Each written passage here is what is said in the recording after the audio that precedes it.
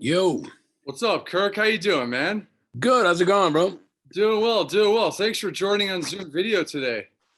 No worries. I had to update my Zoom on my computer, but I'm good to go now. So, Yeah, looking good, looking good. Well, I would say nice to meet you, but we met before at the Roxy the week Lemmy passed. okay.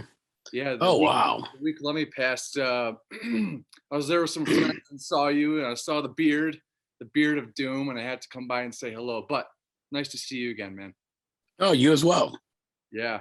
Well, cheers. I got some mountain water here from Austria, and I just want to say cheers on your 12th upcoming studio record, Zero Thank and you. Below. Oh, I have an audio there. Yeah, man. So we got you, Tommy, Matt, and Shane with the new record coming out March the 4th. We're going to get into that real soon, but top of every episode, I like to start with the musical fact of the day. And today is January the 24th, the day after that big we're here in Buffalo. So did you see that? Oh, God. Yeah, Bills. Dude, Oh, my wife and I were pulling for the Bills last night. We like the Chiefs as well. I mean, we're NFC Saints fans, but we were pulling for the Bills, and I'm like, even before they flipped the coin, I'm like, babe, I hate this overtime. And I said, God, the Bills need to win the coin toss. I really believe if they would have gotten it, they would have drilled down. I got a touchdown. That would have been a game. So yeah, it sucked. Even the announcers, I was kind of shocked with talking about it. Like it's really not. I know that's a rule and all that shit, but it's not. I mean, college football overtime is fair. Everybody gets an equal opportunity. The NFL's always been fucked. I mean, at least it's not sudden. Well, in a way, it is sudden death if you can get down and get a touchdown, but it used to be like whoever scored first won. So if you got the ball, all you needed was a fucking field goal attempt and you won, which is kind of shitty.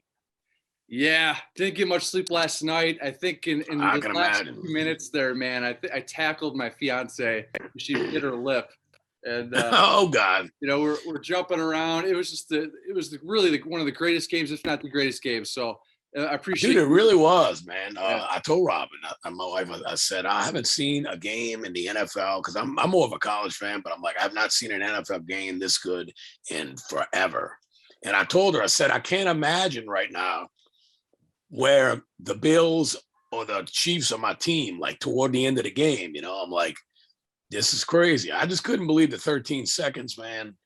But that's Mahomes. I mean, the Chiefs are great, but anyway, we were pulling for the Bills, and that's yeah. honest truth. Hey, I appreciate it, and I'm pulling for your Joe Burrow LSU buddy there.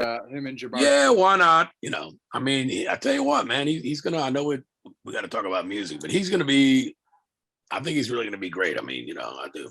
So Yeah, hopefully, but yeah, man, on to some metal. agreed. Yeah, fuck yeah, man. So today's quote, this track is from track 3, "Confess to Nothing," off the upcoming record Zero and Below. And you said, "Don't back down, live to win," which, speaking of Lemmy, is a Lemmy quote to "Live to Win." And Yeah, I I gotta actually got ask, it you know, tattooed on me. So that's where I got the live to win from. The born to okay, lose, live to win. Honestly, oh, So that's awesome. So, I mean, lyrically, where were you coming from with this record? I mean, what was the overall message of the upcoming? um, I mean, I tell everybody it's like lyrically, very seldom do I like tell a story. I wish I could, but I'm not that good at it. So I really just write down thoughts for the most part. I mean, most of the stuff, a lot of people are like, well, it's more positive. I said, well, maybe, it does need to be positive. I mean, the older I get, the more I want to write stuff that helps people. And I do get that at every show I play. Somebody's like, man, your lyrics and music helped me through a rough time of my life. Or I want to thank you. And I appreciate that.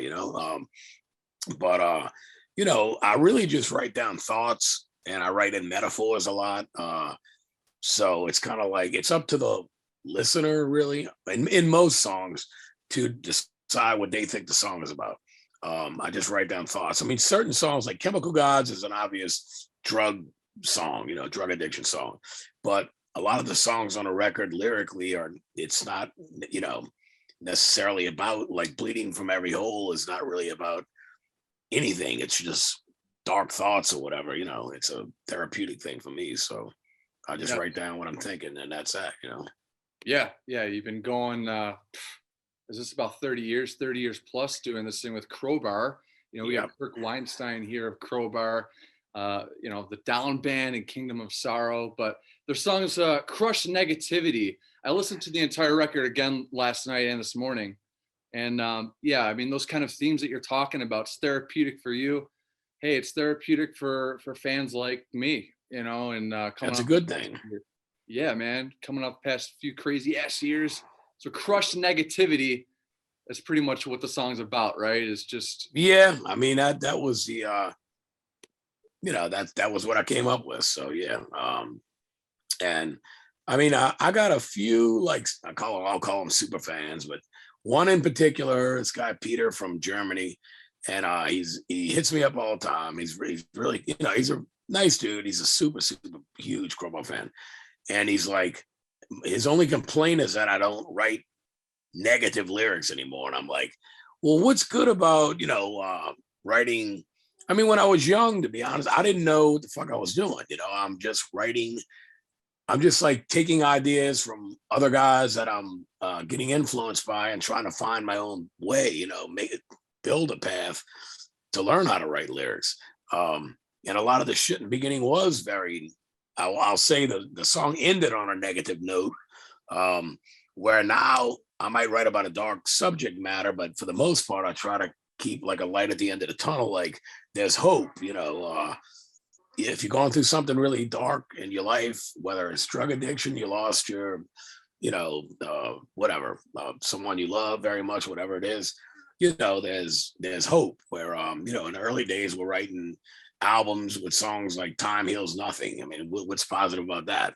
It does actually heal. It's just takes a long fucking time, but I get it, from some of the fans, but at the same time, I think at this point in my life, I like to write about dark shit and doomy shit, and I love the vibe of it. But I still like to try to, to have some hope in the lyrical content. yeah, I really like that glass half full times 10 in music. Right. With that angry that angry vibe that really creates the positive mental attitude that we all could use, right? I mean, I think that one of the biggest misconceptions in the style of music is it's all fuck you and all this kind of stuff. But I'd say one of the most uplifting songs released in the past 5-6 years, Hardwired to Self-Destruct, Metallica. It's just fuck negativity, but really embrace and be more accepting of what is. And the song you just mentioned, Chemical Gods, that music video, I love what you did with the skeletons and Yeah, guys like that. It was so cool, man. Seeing cool. you. Thanks, man. It came out great. And then all of a sudden we get like this. My bass player Shane's like, dude, they got something where, it's got you got to be 18 to watch it or something. You got to sign in on YouTube, and I'm like, yeah, my Robin said she went to it and it worked, but whatever. I mean, it is what it. I mean, I get it. It's a dark video, and I mean, the footage that's not of the band, which is the majority of the video, is dark, and it shows drug abuse and stuff like that. But I mean, really, you got to be 18 to watch. I mean, it's like they're not talking about opiate addiction on the news every fucking day or something. But it is what it is, man. Ain't nothing you can do about it. Yeah, well, I dig it, man. And the writing for this record, was this during the quarantine? Were you there in your bedroom or in your studio? How was the writing for this? Was it collaborative with the other guys? Yeah, it was totally collaborative with the other guys, but this album has been complete since February of 2020. So we've been kind of having to keep hush and just sit on what we believe is a great record for 2 fucking years, So we're so excited to get it out. But you know what? It was the right choice to not release it when we weren't able to get on tour behind it. So, the record comes out the day the tour with Sepultura and Sacred Reich begins, which is March 4th. So you don't get much better timing than that promoting your new record. The day the record comes out is the day the tour starts. So, even though we have a short set, we're going to do a couple off of this record for sure in the set, because I don't like to just live off of past accomplishments and whatnot. I believe that we still make great music, and I want to promote and push the new shit as well as the crowd favorite, the fan favorites from the past. Hell yeah, man. What are some songs off the new record that you're looking most forward to perform live? Definitely Chemical Gods, and then the second video is going to be Bleeding Through Every Hole, Bleeding from Every Hole, which is track 6. Now from there, we don't really know, because when we're doing headlining shows, we can put more of it in the set. But I would think on this tour with Sepultura, we only get a 40-minute set. We'll probably do both of those songs, Chemical Gods and Bleeding from Every Hole. And then we'll mix it up with All I Had I Gave, Planets Collide, blah, blah, blah, Broken Glass, whatever. All of the, ones that people expect. But, we'll have to just see, once a record comes out, we'll have to see what the reaction is to certain songs, because with the exception of the title track, I think any of them could be played live if we wanted to, Yeah. So we'll see what people feel, what songs get the best feedback, which ones, maybe we'll even post on the Facebook page or something, what off the new album do y'all want to hear live, and see, we're definitely gonna, with the 2 video songs, we're gonna probably keep those in a set for a while. And they seem to be like they're gonna be fun to play live. They're pretty stripped down. The whole record is really, I mean, there's a lot of overdub harmonies and stuff like that, but the meat and potatoes of the shit is just, guitars, bass, and drums and vocals. It's nothing super fancy, man. We have a saying, it's like, man, trim the fat. Like if you got a good steak, trim the fat off it.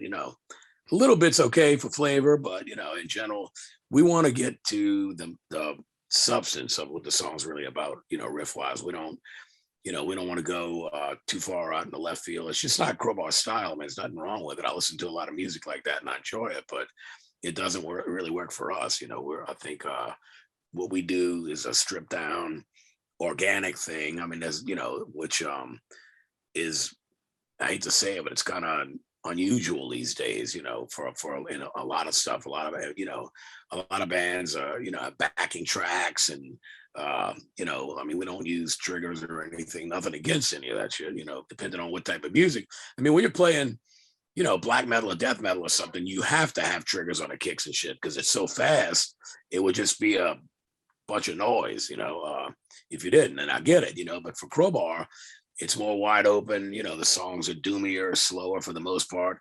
I mean, we never really get faster than Motorhead speed, which for me is fast enough. Not because I'm old, but I'm just, that's what I enjoy listening to, is like a D beat or whatever it's called. And other than that, most of the riffs are mid tempo or slower. So, but it's heavy as fuck, and that's all that counts.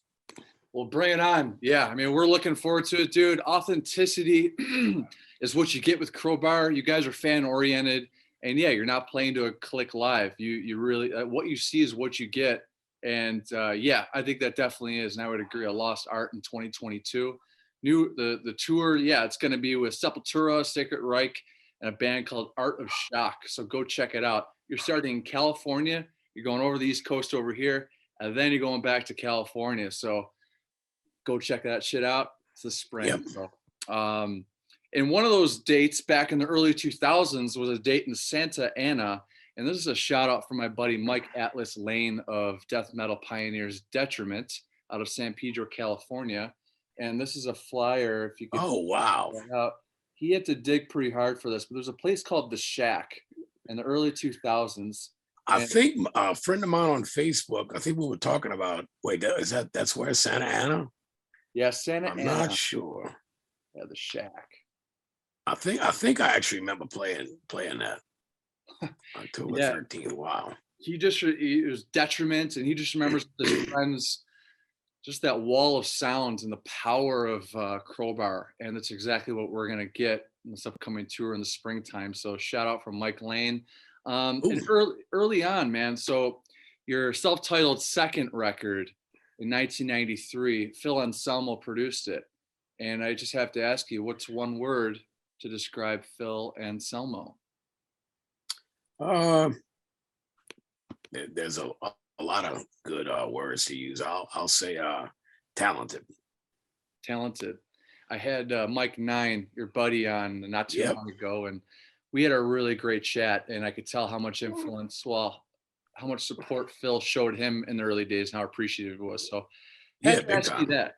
Yeah, And Mike, he really liked Pantera's 3 home video. I haven't seen it, but was that Dime's idea to dress you up as an Incredible Hulk and get Of you? course. It's pretty fucking funny, man. You can even look up just the Hulk part, on YouTube or something. But he was like, we were drinking, getting drunk. If you're hanging out with Dime, you're drinking. So, he's like, dude, I got this great idea. I'm like, what? He goes, I want to dress you up like the Incredible Hulk, and we're gonna, we'll get Bobby Tongs on the camera, and I want you to just destroy a bunch of shit, and I'll pay for it. And I said, all right, whatever. So a couple of days later, like we're at Eagles Auditorium in Milwaukee, and it's this old like German, I believe, I don't know, some kind of used to be like a private club or something for all these old, like VFW type thing or something, but I don't know, some social club for a bunch of like old German American guys, basically. But so we're on stage, and it's during the Far Beyond Driven tour, so of course it's sold out. And I looked to the right side of the stage, and Dime's over there just smiling, and I'm like, I'm jamming, and I'm like, man, something's up. I know he's up to something, because he loved to be a prankster. So literally, as soon as we get off stage, I walk off, and one of the texts or something's like, dude, Dime needs to see you in the dressing room, like immediately. And I'm like, oh God, there's something wrong. So I walk in, and he's like, all right, dude, it's on. I'm like, what? And he's got all the makeup and all the shit all set aside. And he made me get dressed in the little clothes. He had the ripped up tennis shoes and ripped up shirt and all that shit. And all the people that were runners, like for the show, had the little makeup sponges and all that, and they put all the shit on. He had the wig, the eyebrows, the whole 9 yards. And he's like, all right. So he goes, as soon as I said it's done, let's go fuck shit up. And I came out on stage and sang a little bit of fucking Hostile with him, whatever. And we did just that. We went downstairs, and it was an old like health club gymnasium type thing, and it was really kind of shot. But I started just bashing shit all up and all, and it's pretty fucking funny, man. So it was a blast. What a great memory with Dime, as they all were. Yes, yes. And thanks for sharing. Part of the thing about I Ask No One is never going to meet those heroes of mine in hours that are past. So just having their memory Right. of stories like that. I'm sure you were on some crazy, Crowbar was on some crazy tours with Pantera back in the day. Was there anyone that kind of stood out to you, a Crowbar tour in the past, that was just the most memorable or enjoyable? I mean, outside of Pantera, we did, as far as like really memorable back in the day tours, I would say our tour in 1996 supporting Napalm Death was really fun. We had played a few festivals with those guys the first time. We went over in December of 92. And this was 1996, and we did like a 5 or 6 week tour in Europe, and we shared a nightliner, we shared a bus together. So we really got to get tight with the guys, and they're still great friends, and of course, an amazing, legendary band. But that tour and the one with Paradise Lost in '94, that was our first real tour. They were huge in Europe. I mean, all the shows are pretty much sold out, especially Germany. It's like, 2,000, 1,500, 2,000 people a night. And it was just Crowbar and Paradise Lost, and it really put us on the map. We thank them dudes to this day every time we see them, and we keep hitting them up like, come on, let's do it again. Same with Napalm, we're like, let's do it again. We just passed the 25th anniversary of that European tour. So now it's 26 years. Jesus, I'm getting old. But I mean, those two, and of course, anything with Pantera was always a blast, and amazing shows. But we've been lucky enough to tour with a bunch of great bands, with Crowbar and with Down. I see Metallica stuff. I mean, we did a European tour with Metallica, and we did the first leg of Death Magnetic in the States that started in Arizona. So and we ended here in New Orleans, which was amazing. James actually got up and did Bury Me in Smoke off an Enola record with us. So I got a picture of me. It's like Pepper, me, and James, like 3 guitars lined up on stage in front of the fucking arena, man. It was big time, big, great memory, great. And they treated us fantastic. And, I've said this in other interviews, and it's true. Lars is cool as fuck. People are always like, man, he's awesome. Trust me. I was on tour with the dude for, 6 weeks or something. He's fucking nice as can be. They all are. They're great guys. Love hearing that. Love hearing that. Seen him 42 times around the world. Jesus Christ. I see that. I'm like, what? This motherfucker get it in? That's Yeah. awesome, dude. That's Oh, awesome. dude, thanks, man. Yeah, it was 30th anniversary of the Black Album last year. It was 40th anniversary of the band. So, I mean, I was gonna maybe save this for another time, but Lars, yeah, anytime I could get to champion how much of a good guy he is, and the class act that Metallica are with the Sword and Lamb of God Yep. guys Yep. have taken out. Was there a moment or a memory from that particular tour with Lars that stands out to you that was just like, wow, this guy's cool?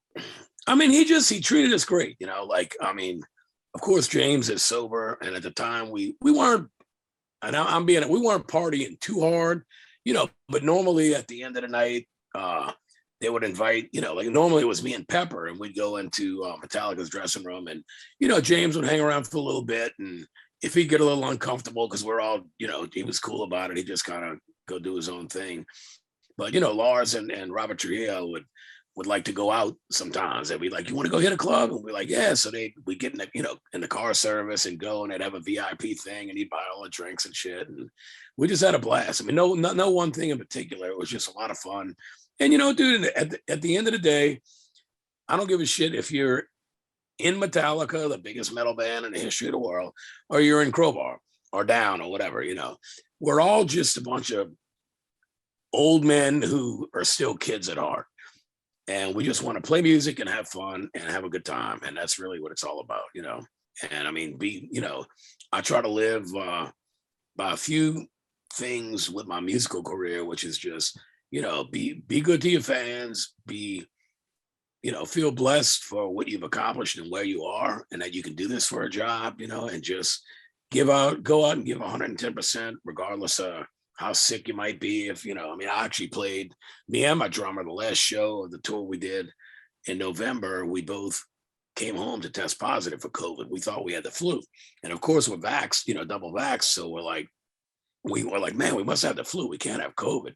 And we got home, and he texts over a picture of his positive test. Well, my wife had some tests at the house here, and she's like, you ready? I'm like, yep. And I'm like, sure enough. I'm like, here we go. So, but, you know, I mean, it you know, it is what it is, man. I mean, I'm fully vaccinated, and I have should have fucking antibodies. I tested negative December 5th. So it gives me a little more security. Although, of course, you know, we always abide I'm not going to be one of those that, you know, goes into the store. I'm not wearing a stupid fucking mask. It's like, no, if you want me to wear a mask, no problem. Or a lot of times I always carry one in my pocket. If I see old people at the grocery store, I'll put it on before I pass them up, you know, going down the aisle, even though it's not required. Now, I really don't feel, I hope not, I'm not trying to jinx myself, you know, that I'm at this point with the vaccination, even though I caught it, you know, with the antibody and all that shit, I don't think I'm really highly susceptible to catching it, but who knows? But, you know, I just do what I got to do to protect myself, and especially, you know, others. I don't want to be selfish, you know, and like when until I tested negative, I didn't go into public. In fact, I talked to the Department of Health in the state of Louisiana for like 45 minutes. And they're like, you know, you're cleared to go out tomorrow, like out into, you know, public, but you know, we'd like you to test first. And I did. That was on December 4th when I spoke to him. And the next day I tested negative, and I said, all right. But of course, you know, I put the mask on, and you know, and like I say, if they ask me to wear a mask, no problem, you know, whatever you need. Yeah, perspective and showing respect really is everything. And man, how are you and Robin doing now? You guys are all right? Oh yeah, great. I mean, she you know, I don't know how she didn't catch it, but you know, because she was, I mean, obviously she took care of me during all of it, you know, and she just I mean, she's fully vaccinated, of course, as well, but she just figured I'll just get it, you know, and hopefully it's not bad, you know, but she never did. She took about 4 or 5 tests over like a 2-week course, and a course of 2 weeks, I should say. And she never did test for it, thankfully. So she must have, and she bartended during the whole thing, you know, during the whole COVID thing. She was waitressing, which she had never done in her life, but she'd been bartending for 30 some years. So when it was, you know, when it did open up a little bit here and there, she would go back into the bartending and all that shit. And she never, you know, thank God she never fucking got it. Yeah, and God willing, the tour happens this spring, and you guys stay safe. And I'm happy to hear that you guys are doing fine. That's great. Thank you, man. Thanks for asking. Yeah, man. We got Kirk Weinstein here from Crowbar, down Kingdom of Sorrow, checking in from New Orleans. I still say New Orleans, man. I know it's You know what? New Orleans is okay. A lot of people down here, like older people, call it. Nobody says Nolans. I say New Orleans. That it's either that or it's New Orleans. It's never New Orleans or something that some of the people that aren't from here would say. But I got an older friend that used to work for Down for years, Gary Cato, and he calls it no, excuse me. New Orleans is still okay because that's literally what it is, New Orleans. But he says New Orleans. That's what it is. Some of the older guys and ladies still they say New Orleans or it's New Orleans. It's never Nolans. That's some crap they made up. Okay. People will be like, "Oh, how's it going down in Nolans?" And I'm like, it's New Orleans, but it's okay. Okay. I get it. Yeah, every territory's got their own little thing, Yeah. like Yeah. a lot of people that live in like Rhode Island and shit talking, tell me like with Family Guy, there's a lot of stuff that it's definitely a thing from up in that area. I believe it's Rhode Island, but yeah. Yeah. You got a doggy there. What's the doggy's name? You getting the attention to the doggy? Well, this is Ruby, who has got four. She's a female American Doberman, and she's got four new puppies. They are 12 days old today. So their eyes are just starting to open. And we have a full breed male, like German/European Doberman. We have a Chihuahua. Like right now, we have 8 dogs in the house. 4 of them are puppies that are going to new homes. So but we're okay with our 4. We have 2 Dobermans. We have a mixed breed that's like a 30-pound dog. We don't really know what she is, but she's awesome.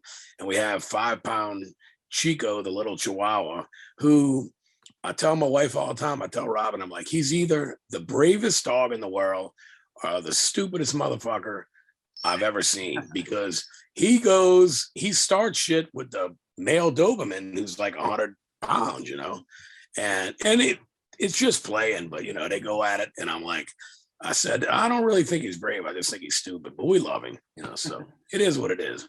You guys are definitely. He's got the Napoleon thing, the little guy complex. He tried forever to be the alpha male around the house, and I'm like, at first the Doberman was scared of him. Robin would video him barking, and the Doberman would run off like scared when he was a puppy.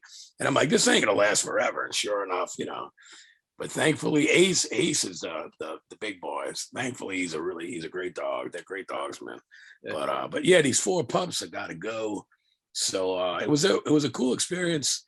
We did, we spoke to the vet, of course, but we did a lot of research online on when she gave birth, and it was crazy, man. It's just the instinct kicks in. Like the sac comes out, she rips it open, she bites off the umbilical. She eats all of the stuff, which is gross, but that's nature. And then she cleans off the puppy. And when it's all over with, she cleans up the spot where she gave birth. And I think Robin had read online, it's to try to clean up. And then she kind of tore up the blanket or whatever that we had her laying on. They try to like get rid of the smell and scent of the blood from the birth and shit like that, I guess, to keep predators away, like from the, back in the wolf days or whatever the fuck over there at the beginning of dogs. But it was really like a cool thing to watch, watch her give birth. So. Wow. Yeah. It sounds to me like the next Crowbar record's got to be about Chico, that motherfucker, or, dogs or something. Every time I thought Matt Brunson, the other guitar player, he used to live across. We had Chico only for about 5, 6, 7, I don't know. Chico's by far the oldest, but we had him only Chico for a long while. And Matt used to live in an apartment across the street from us, so he'd stop by all the time, and he'd be like, I'd say something, he's like, "That's dumb little motherfucker," but he, of course, he's kidding. But Chico's a good boy. They're all good. They really are. It's just right now it's overkill with the puppies and all of that shit. So we're looking forward. We have definitely 2 homes, potentially 3, and I mean, they're not hard to get rid of. So, and they are great dogs, but we're looking forward to, placing them in good homes. Like we actually took on Ruby, the mother, a friend of ours who kind of, I don't know if he breeds, but this guy Blake, he's really into, I guess he kind of breeds Dobermans. And he called Robin one Sunday or something. He's like, Robin, I have a female Doberman that's sweet as can be. And she just got, like, this is her fourth home. She's only a year and a half years old. And and Robin's like, well, what the fuck's wrong with her? Why is she, and well, shit comes up, somebody's got to move into a small apartment or something. They can't keep her. And Robin's like, well, do we know anybody? I'm kind of like begging to get the dog. I said, babe, we already got Chico, Jazzy, and Ace. I'm like, what the fuck's the difference? Just get the dog. Well, little did we know that about a week later, she was going to go into heat. And then about a week later, we were leaving for tour with Municipal Waste. So, nature took its course and her and Ace now have puppies. So, but the next thing is fixing her and Jazzy, get them spayed. We're not going to chop poor Ace's nuts off quite yet, but it's coming. But they're great, man. It keeps it exciting around here. Hey, never a dull moment. That's what it sounds. Yeah, but at 4:30 in the morning when they're going at it in the front room, barking at each other or something, it's like, oh, I can't fall back asleep. I don't sleep well, and I guess because I'm getting old, I don't fucking know. But it's never a dull moment. Sometimes a bit too much, but I wouldn't trade them for anything. They're great. Yeah. Oh, that's awesome, man. Thanks for sharing. Yeah. The Weinstein residence is the dog, dog heaven apparently. But man, just a few more questions through time here. Jamie Johnson, sure. Your buddy, Kingdom of Sorrow, from Kingdom of Sorrow, front man, founder of Hatebreed. He mentioned recently that his heaviest crowbar riff over the years he had to mention was To Build a Mountain. So yeah, for me, I mean, a lot of people watch this video. I'm sure they've heard crowbar before, but there's going to be a shit ton of people that maybe are new to it with this new record. If they were to go back to your catalog, where would you suggest they maybe start? I mean, personally, I would say with the self-titled, Ruby, but that's just me, because Obedience to Suffering, it's one of those, I mean, a lot of fans just, worship it and love it to death, and I really appreciate that. But for me, I just can't get over, not that the first two records even sound good, but the production and some of the riffs here and there, it was kind of a transitional thing. I really feel as though on the self-titled record that came out in '93, I think, that's when I feel like we found our sound. So I would say start with that and work your way forward, So, but as far as Zero and Below, the new record, man, I mean, all the guys in the band, 2 years in, I still listen to it. I think it kicks ass. So yeah, that's a good thing. Can't wait to check that shit out. March the 4th coming at you. Zero and Below. We got the Beard of Doom here. Kirk Weinstein checking in from New Orleans. And yeah, that's good enough. Okay, all right. But yeah, just to switch gears here a little bit. I'm on the board of directors for the American Foundation Suicide Prevention. Okay. And with every new subscriber, I make a $10 donation to the link below, and your help is appreciated to our viewers. I make a donation of $10, so I really appreciate the support with subscribes or any donations. But today, 5 years ago today, we lost Claude Hudson Trucks, known as Butch, the founding member of Allman Brothers, the drummer. He passed away, I think, at the age of 69 or early 70s. Suicide. So there's no stigma here. And if I may ask, have you been affected by suicide, and maybe how has that impacted you personally? Yep. When I was 23 years old, my best friend, who I played in the band with at the time, Mike Hatch, committed suicide. And actually, the song "Time Heals Nothing" and the title is about him.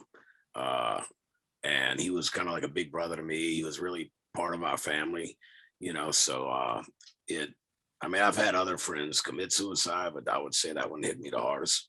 And I still think about him pretty much every day. And, the thing is, that was 1988.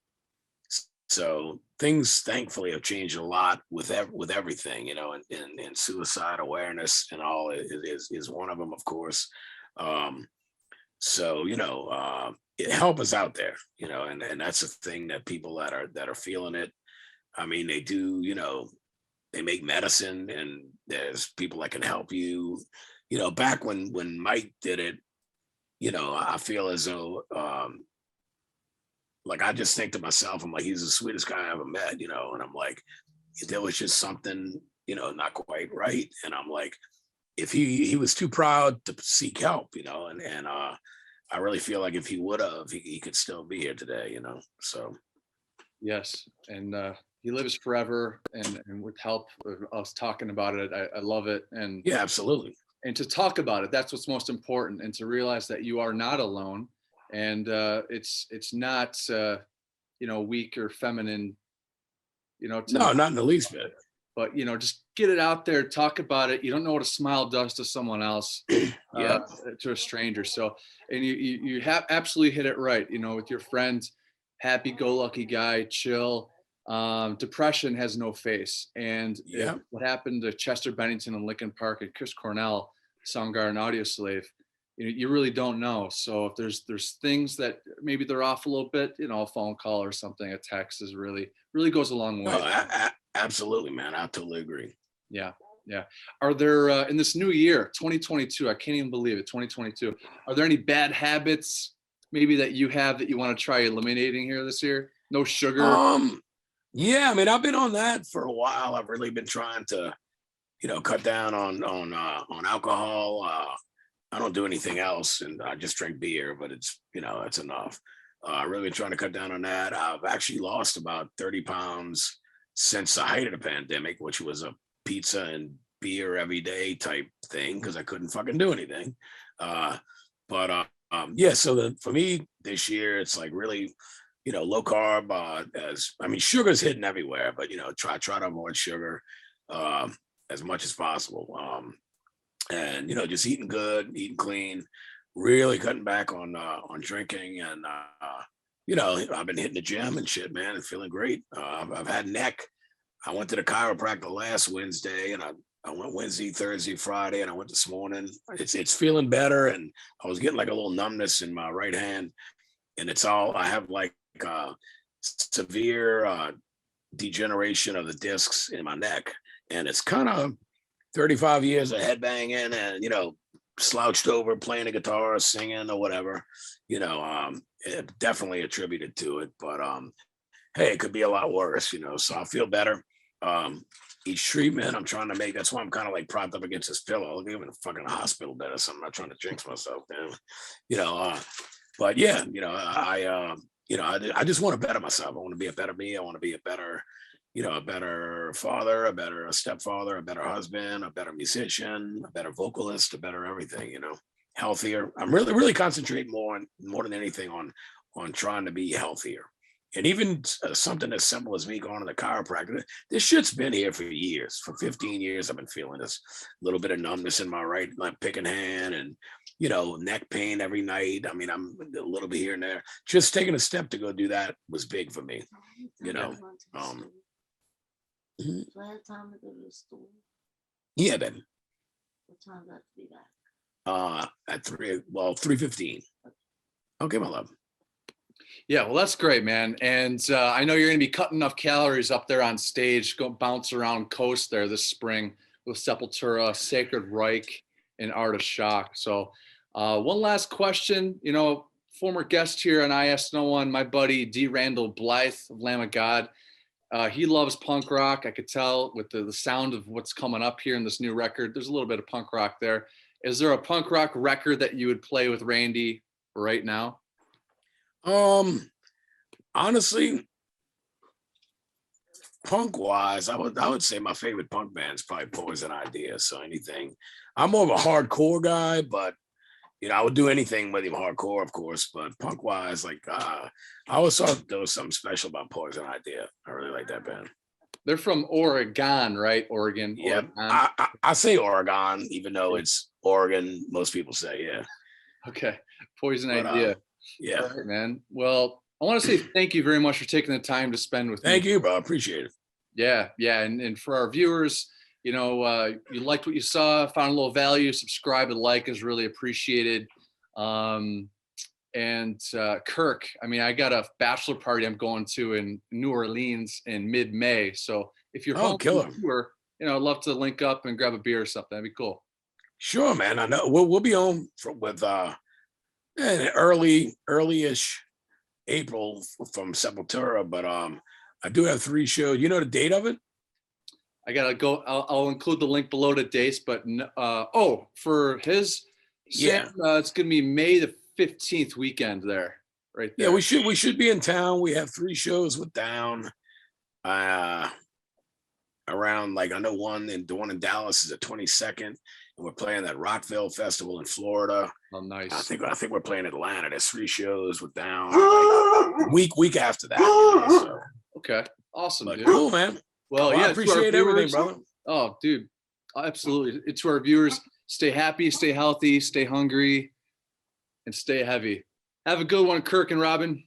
You too, brother. Thank you. Appreciate Later. it, man. Have a good day.